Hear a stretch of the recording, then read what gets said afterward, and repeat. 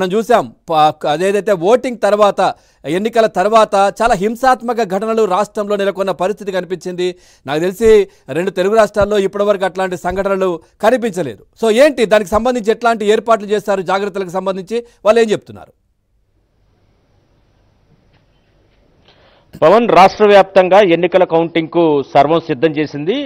రాష్ట్ర ప్రధాన ఎన్నికల అధికారి దీనికి సంబంధించిన మీడియా సమావేశం పెట్టి మరి ఏ అంశాలపైన ప్రత్యేక దృష్టి సారించారో కూడా వివరించడం జరిగింది.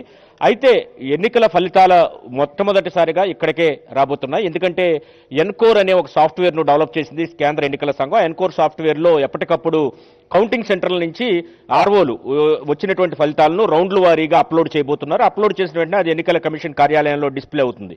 తర్వాత ఇక రెండో విషయం, ఎప్పటికప్పుడు రావడంతో పాటు ముఖ్యంగా 8 గంటలకు పోస్టల్ బ్యాలెట్ అన్ని అసెంబ్లీ నియోజకవర్గాలు 175 అసెంబ్లీ నియోజకవర్గాల్లో పోస్టల్ బ్యాలెట్లు ఓపెన్ చేస్తారు. వాటిని ముందుగా కట్టలు కట్టి తర్వాత లెక్కించడం జరుగుతుంది. అయితే 8:30కు టైం 8:30 అయిన వెంటనే ఈవీఎంలను ఓపెన్ చేసి లెక్కింపు ప్రారంభమవుతుంది అసెంబ్లీకి సంబంధించి.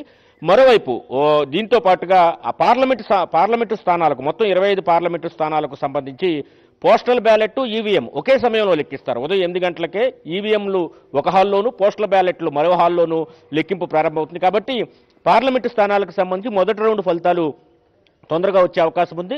అన్నిటికంటే ఆఖరిగా 9 గంటల సమయం పడుతుంది. ముఖ్యంగా అమలాపురం పార్లమెంటుకు సంబంధించి అత్యంత ఆలస్యంగా ఫలితాలు వెలువడే అవకాశం ఉంది. రాజమండ్రి, నరసాపురం పార్లమెంటుకు సంబంధించి 5 గంటల్లోనే ఫలితాలు వెలువడే అవకాశాలున్నాయి. ఇక ఇతర అసెంబ్లీ నియోజకవర్గాలకు సంబంధించి కూడా ఫలితాలను వీలున్నంత తొందరగా ఇచ్చేందుకు ఎన్నికల సంఘం పూర్తి స్థాయిలో సమాయత్తం అవుతుందని మనం చెప్పుకోవచ్చు.